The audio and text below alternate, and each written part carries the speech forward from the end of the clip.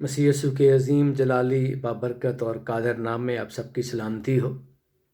कलाम मुक़द्दस में से हम पढ़ेंगे मुक़द्दस मत्ती रसूल की मार्फत लिखी गई खुदावंद यीशु मसीह की इंजील, उसका 5वां बाब और उसकी पहली 3 आयात। इस तरह से लिखा है,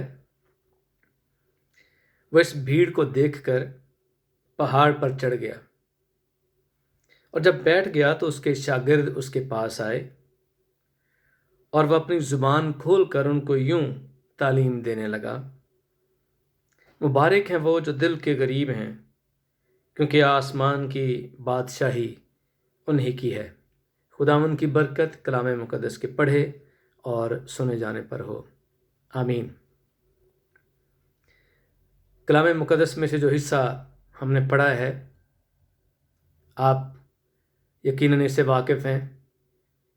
मत्ती की इंजील का 5वां, 6वां और 7वां बाब जो पहाड़ी वाज कहलाता है, खुदावंद यीशु मसीह का वो खुतबा, वो पैगाम, वो लेक्चर जो उन्होंने दिया और बुनियादी तालीम अपनी सिखाई, उसके बारे में चंद बातें हैं जो आज हम सीखना चाहेंगे। लेकिन फ़िल वक्त सिर्फ जो पहली 3 आयत हैं उन्हीं को मैं फोकस करूँगा। और इस तरह से शुरू होता है कि वो इस भीड़ को देखकर पहाड़ पर चढ़ गया।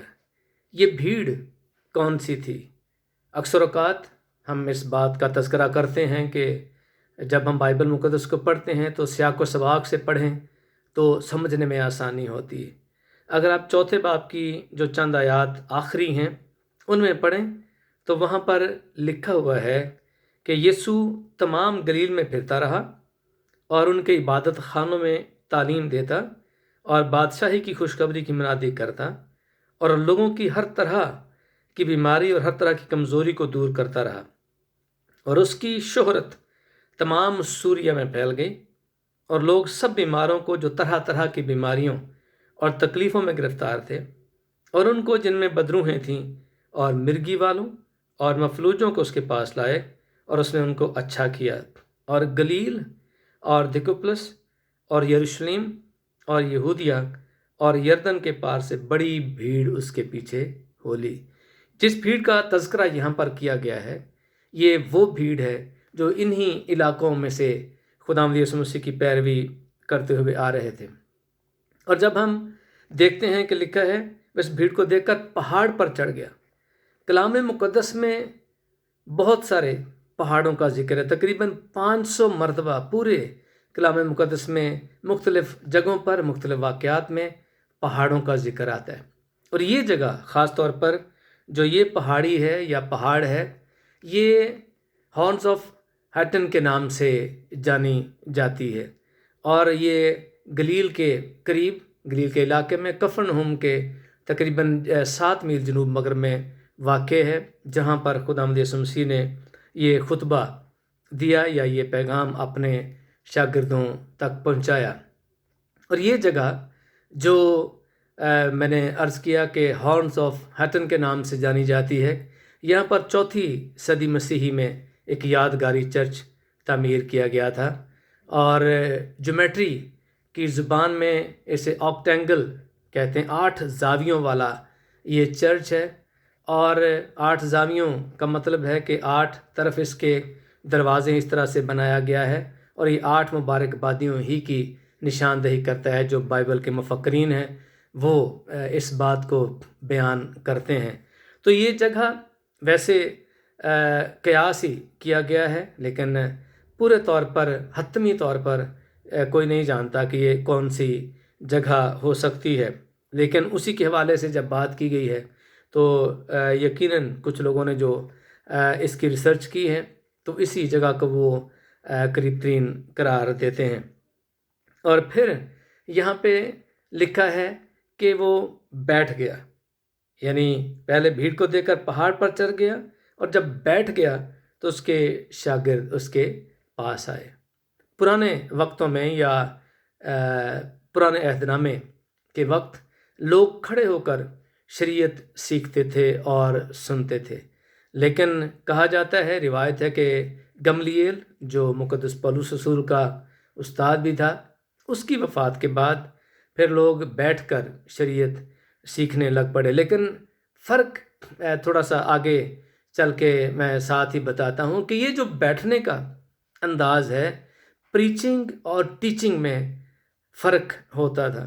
جب پریچنگ کی جاتی تھی تو وہ کھڑے ہو کے کی جاتی تھی، لیکن جب ٹیچنگ کی جاتی ہے اب بھی تو وہ بیٹھ کر کی جاتی ہے. اور خداوند یسوع مسیح جب بیٹھے ہیں تو یہ اصل زبان یعنی یونانی زبان میں کیتھمائے ایک لفظ ہے جو بیٹھنے کا ایک خاص انداز ہوتا ہے، جس سے اس وقت پتہ چلتا تھا جو ربائی ہوتے تھے، ربی ہوتے تھے، ان کا یہ سٹائل تھا، وہ بیٹھتے تھے تو شاگردوں کو پتہ چل جاتا تھا کہ اب کوئی یہ خاص بات ہونے والی ہے.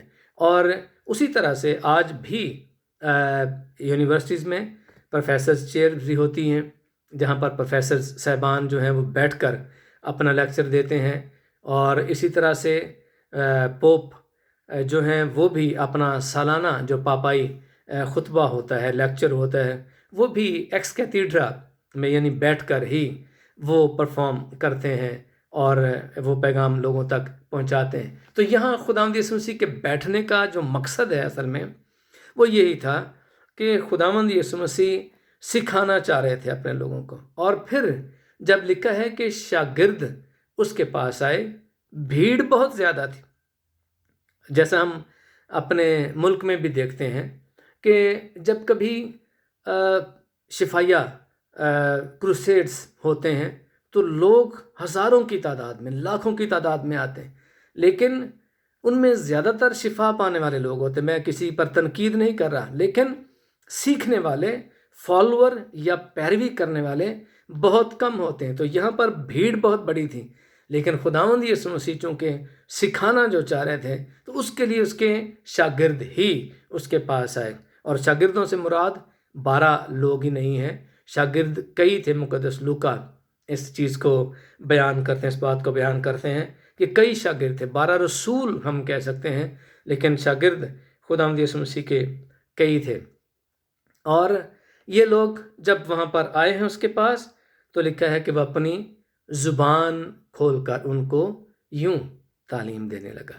اب سادہ طور پر یا سمپلی مقدس متی رسول اس کو اس طرح سے بھی بیان کر سکتا تھا کہ وہ ان کو تعلیم دینے لگا. لیکن زبان کھول کر کا کیا مطلب ہے؟ یہ اس وقت ایک ٹرم استعمال ہوتی تھی، اور ڈیڈاخے جو تعلیم الرسل ہے یا رسولوں کی تعلیم ہے، اسی کی مناسبت سے یہ لفظ استعمال کیا گیا ہے کہ خداوند یسوع مسیح جب یہ لکھا گیا ہے زبان کھول کر، اس کا مطلب ہے کہ کوئی خاص ٹیچنگ ہے، اس کی جو تعلیم کا نچوڑ ہے، جو بنیاد ہے، اس کے دل کی جو بات ہے، وہ زبان کھولنے کا مطلب ہے دل کھول کر وہ بیان کر رہا ہے. اور یقیناً جب آپ متی کی انجیل کا 5واں، 6واں اور 7واں باب پڑھتے ہیں، پہاڑی واز پڑھتے ہیں، تو پتہ چلتا ہے کہ واقعی یہ تعلیم اصل میں بنیادی تعلیم ہے. اور پرانے عہد نامے کو خداوند یسوع مسیح نے جگہ جگہ کوٹ کیا ہے اور بتایا اور سکھایا ہے. اسی لیے یہ خاص تعلیم کہلاتی ہے. اور یہ بھی کہا جاتا ہے کہ یہ آرڈینیشن خطبہ ہے، لیکچر ہے، یہ مخصوصیت کا ان کو سکھانے کی، وہ جب سکھایا جاتا ہے اس وقت اس طرح کی باتیں کی جاتی ہیں. اور خداوند یسوع مسیح نے یہ اپنے شاگردوں کو سکھایا ہے. اور پھر جب ہم آگے بڑھتے ہیں تو مبارک بادیوں کا سلسلہ شروع ہوتا ہے. بڑی ہی مشہور آیات ہیں، سنڈے اسکول کے وقت سے بچوں کو یہ سکھایا جاتا ہے، مبارک بادیاں. اور آج اسی کو جب ہم سیکھ رہے ہیں تو میں کوشش کر رہا ہوں کہ ہم بتدریج جیسے جیسے الفاظ استعمال ہوتے ہیں ویسے ہی ہم اس کو سیکھیں، تاکہ اور زیادہ ہم کلام مقدس کی گہرائی کو جان سکیں. تو یہاں پر جو لفظ مبارک بادیاں جب آپ پڑھیں گے تو آپ کو 3 بنیادی نکات یہاں پر نظر آئیں گے. پہلی بات کہ ہر مبارک بادی مبارک کے لفظ سے شروع ہو رہی ہے. اور اس میں جو دوسری بات ہے وہ یہ ہے کہ کون اس مبارک بادی کا حقدار ہے. اور پھر تیسرا جو یہاں پر بات ہے وہ ریوارڈ یا انعام، یا آگے چل کر جو ان کے ساتھ ایک طرح سے خداوند یسوع مسیح اپنا رحم دکھائے گا یا جو بھی انعام ہوگا وہ اس کا ذکر کیا گیا ہے. تو یہاں پر جب ہم مبارک کا لفظ دیکھتے ہیں تو اس کا مطلب یہاں پر کچھ لوگ جب ہم ٹرانسلیشنز دیکھتے ہیں تو ہیپی کا لفظ بھی استعمال کرتے ہیں، لیکن ہیپی کا لفظ اس کے لیے پورے معنی نہیں دیتا، کیونکہ ہیپ سے نکلا ہے، اور ہیپ کا مطلب ہے اتفاقیہ خوشی، بائی چانس خوشی، جو تھوڑے وقت کے لیے خوشی ہوتی ہے۔ جیسے ہم اپنے بچوں کی یا کوئی بھی برتھ ڈے، کوئی بھی موقع ہوتا ہے خوشی کا، تو ہم ان کو اس طرح سے مبارکباد دیتے ہیں، تو وہ تھوڑے وقت کے لیے ہوتی ہے۔ لیکن یہاں پر جو لفظ ہے اس کا مناسب جو ٹرانسلیشن بنتا ہے وہ بلیسڈ ہے۔ اور فرق کیا ہے؟ فرق یہ ہے کہ اگر آپ ہیپی کا لفظ استعمال کرتے ہیں تو وہ انسان کے جذبات اور اس کی رائے پر منحصر ہو سکتا ہے، لیکن جو بلیسڈ کا لفظ ہے اس کا مطلب اس کے پیچھے کوئی مقصد ہے، اور یہ ایسی خوشی ہے جو وقتی خوشی نہیں ہے، جو ٹیمپریری خوشی نہیں ہے، بلکہ یہ ہمیشہ کے لیے مبارک ہے، ہمیشہ کے لیے بلیسڈ ہے۔ اور یوحنا کی انجیل کے 16 باب میں لکھا ہے 22ویں آیت میں، کوئی تمہاری خوشی چھین نہیں سکتا ہے۔ اور یہاں پر یہ اس کا مطلب لیا جاتا ہے۔ اور پھر ایک اور خدا کا بندہ اس کو یوں بیان کرتا ہے کہ یہ جو سٹیٹمنٹس یہاں پر دی گئی ہیں کہ مبارک ہیں وہ جو دل کے قریب ہیں، کیونکہ آسمان کی بادشاہی انہی کی ہے۔ یہاں پر اس کا مطلب ہے کہ یہ بات اپرووڈ ہے، اس کو ہم آخر میں ضرور کوشش کریں گے سیکھنے کی۔ اور یہاں پر ہم یہ دیکھتے ہیں مبارک ہیں وہ جو دل کے غریب ہیں۔ دل کے غریب ہونے کا کیا مطلب ہے؟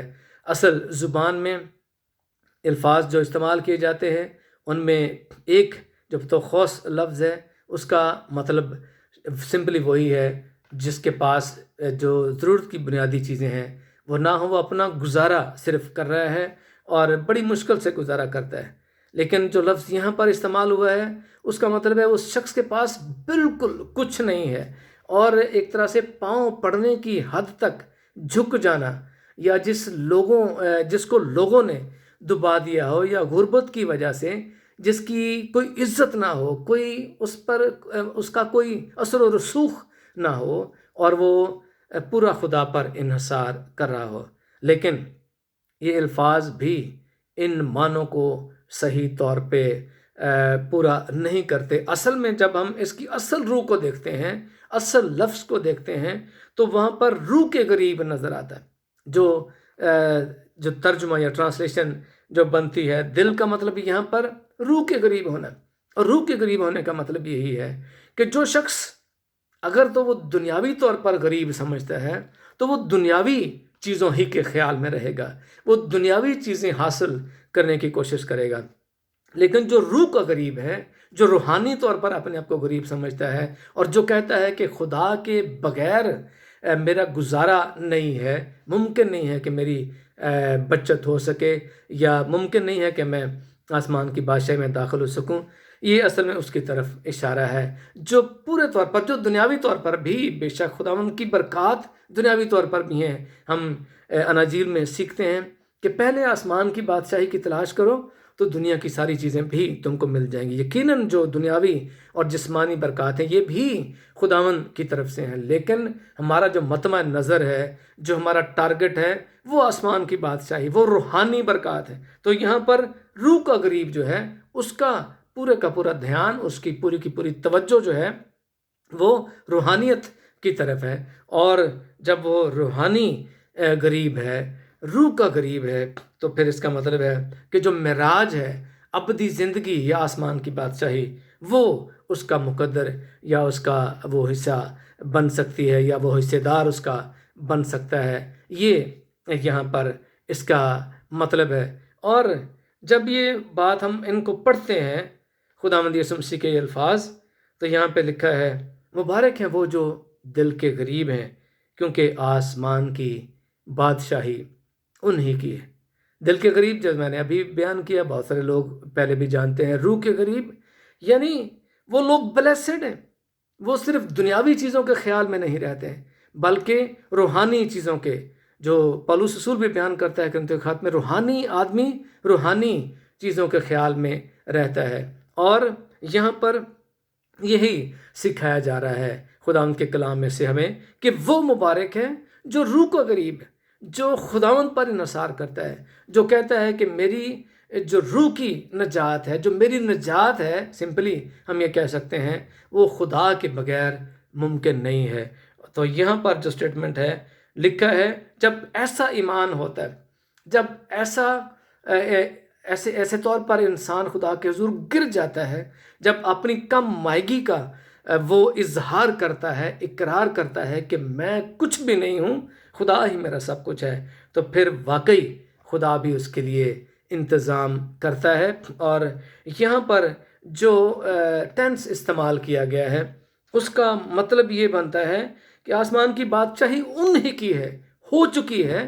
اور جو میں نے اپروو کا لفظ استعمال کیا تھا، دنیاوی طور پر ہم سبھی کسی نہ کسی انسٹیٹیوشن سے وابستہ ہیں، کسی نہ کسی ایسے کام سے وابستہ ہیں جہاں پر ہمیں اپروول کی ضرورت ہوتی ہے۔ بعض اوقات جیسے ہم لوگ میٹنگز کرتے ہیں تو اس کے بعد جو ہائر اتھارٹی ہوتی ہے اس کی اپروول کی ضرورت ہوتی ہے۔ بہت ساری سب کمیٹیز ہوتی ہیں جو اپنے فیصلے کرتی ہیں، اس کے بعد ایگزیکٹو کمیٹی ہوتی ہے جو اس کی اپروول دیتی ہے، اس کے بعد جو اوور آل اتھارٹی بشپ ہوتا ہے یا کسی بھی جو انسٹیٹیوشنز ہیں یا آرگنائزیشنز ہیں ان کے جو ہیڈز ہوتے ہیں وہ اپروول دیتے ہیں۔ جیسے ملک پاکستان میں دستور ہے یا دوسری جگہوں پر کہ قومی اسمبلی سے بات سینٹ میں جاتی ہے اور سینٹ سے پھر اپروول کے لیے پریزیڈنٹ کے پاس جاتی ہے، اور انتظار کرنا پڑتا ہے اپروول کا، کب اپروول ہو جائے۔ کوئی میٹنگ ہوتی ہے، کوئی فیصلہ ہوتا ہے، اس کی اپروول کا انتظار کرنا ہوتا ہے۔ خداوند یہاں پر اپروول دے چکا ہے اس شخص کے لیے جو روح کا غریب ہے، جو خداوند کی ایک طرح سے ضرورت کو محسوس کرتا اپنی زندگی کے لیے، کہ اس کے بغیر کوئی چارہ نہیں ہے، کوئی اور سننے والا نہیں ہے، کوئی اور نجات دہندہ ہی نہیں ہے، کوئی نام دوسرا نہیں بخشا گیا جو ہم سیکھتے ہیں۔ تو اس کا یہ اقرار جو شخص کر لیتا ہے اس کے لیے اپروول ہے کہ آسمان کی بادشاہی انہی کی ہے۔ کتنی تسلی آمیز بات ہے اسی دنیا میں، اسی زندگی میں ہم رہتے ہوئے جب خداوند پر انحصار کرتے ہیں، اپنی ہر ایک بات میں اس کو پہلا درجہ دیتے ہیں، ہر ایک بات میں اس کو ہم سامنے رکھتے ہیں اور اسی کے سامنے جھکتے ہیں، اسی کے سامنے اپنی مناجات رکھتے ہیں، تو خدا پھر برکت کے طور پر آسمان کی بادشاہی عطا کرتا ہے۔ اور یہاں پر یہ اجر کتنا بڑا ہے۔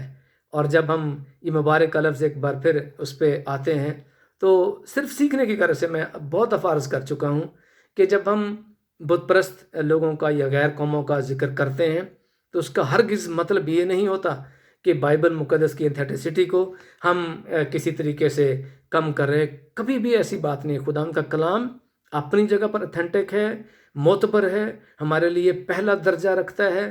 کوئی بھی بات، کوئی بھی مثال، کوئی بھی چیز ایسی اس کا مقابلہ نہیں کر سکتی، لیکن سکھانے کی غرض سے بعض اوقات کمپیریزن ہم کرتے ہیں کہ پرانے وقتوں میں جو لوگ اپنے ایسے لوگوں کو دیکھتے تھے، بت پرست قوموں کی بات کر رہا ہوں، جن کو کہتے ہیں کہ یہ ہمارے دیوتاؤں جیسے ہیں۔ اب بھی کچھ لوگ جو بہت ہی ہمبل ہوتے ہیں، بہت ہی خدمت گزار ہوتے ہیں، لوگ ان کو اس طرح کے ٹائٹل دے دیتے ہیں۔ تو یہاں پر وہ مطلب وہی ہے کہ جیسے وہ لوگ اپنے دیوتاؤں جیسے لوگ ان کو قرار دیتے تھے، جو اچھے کام کرتے تھے، جو خدمت کرتے تھے، جو ہمبل ہوتے تھے، تو یہاں پر یہ کہا گیا ہے کہ یہ لوگ خدا کی مانند ہوں گے۔ اور مسیح نے کہا ہے، مسیح نے سکھایا ہے، پولس رسول بھی سکھاتا ہے اسی طرح سے کہ ہمیں مل کر خدا کی مانند بننا ہے۔ اور ایسے ہی لوگ خدا کے لوگ کہلا سکتے ہیں جن میں عاجزی ہوتی ہے۔ اور یاد رکھیں، جب عاجزی ہے تو وہاں پر خدا ہے۔ جہاں پر تکبر ہے، جہاں پر مغروری ہے، وہاں پر خدا ہو نہیں سکتا ہے، کیونکہ یہ بالکل اپوزٹ ہیں۔ اور آخری بات میں ایک اور کرنا چاہ رہا ہوں یہاں پر کہ اگر تکبر اور مغروری فرشتے کو شیطان بنا سکتی ہے تو پھر عاجزی، انکساری گنہگار کو فرشتہ بھی بنا سکتی ہے۔ بہت خوبصورت بات سیکھنے کی غرض سے ہے۔ تکبر کرنے والا فرشتہ آپ جانتے ہیں ابلیس ہے، اور جو بھی اس کے ساتھ پیروکار تھے وہ زمین پر گرائے گئے۔ تکبر، غرور، مغروری کا گناہ ان کو فرشتے کے اسٹیٹس سے شیطان بنا دیتا ہے، اور اگر گنہگار تکبر کو چھوڑ کر عاجزی اختیار کرتا ہے، انکساری اختیار کرتا ہے، تو وہ فرشتوں کی مانند بن سکتا ہے، وہ آسمان کی بادشاہی میں جا سکتا ہے۔ آج کا خدا کا یہ کلام ہمارے لیے ہے، ہم بھی اس کے شاگرد ہیں، جو بھی اس کے سیکھنے والے ہیں، جو بھی اس کی پیروی کرنے والے ہیں، اس کے کلام کو سیکھنے والے ہیں، اس کے کلام کی پیروی کرنے والے ہیں، اس کے پیچھے چلنے والے ہیں، ان کے لیے یہ کلام ہے کہ مبارک ہیں وہ جو دل کے غریب ہیں، جو روح کے غریب ہیں، کیونکہ آسمان کی بادشاہی انہی کی ہے۔ فیصلہ دے دیا گیا ہے، اپروول ہو چکی ہے، اس لیے خدا کا شکر ادا کرتے ہوئے اس کلام کو اپنے لیے قبول کریں اور برکت پائیں۔ خدا اس کلام کے وسیلے سے آپ سب کو برکت دے، آمین۔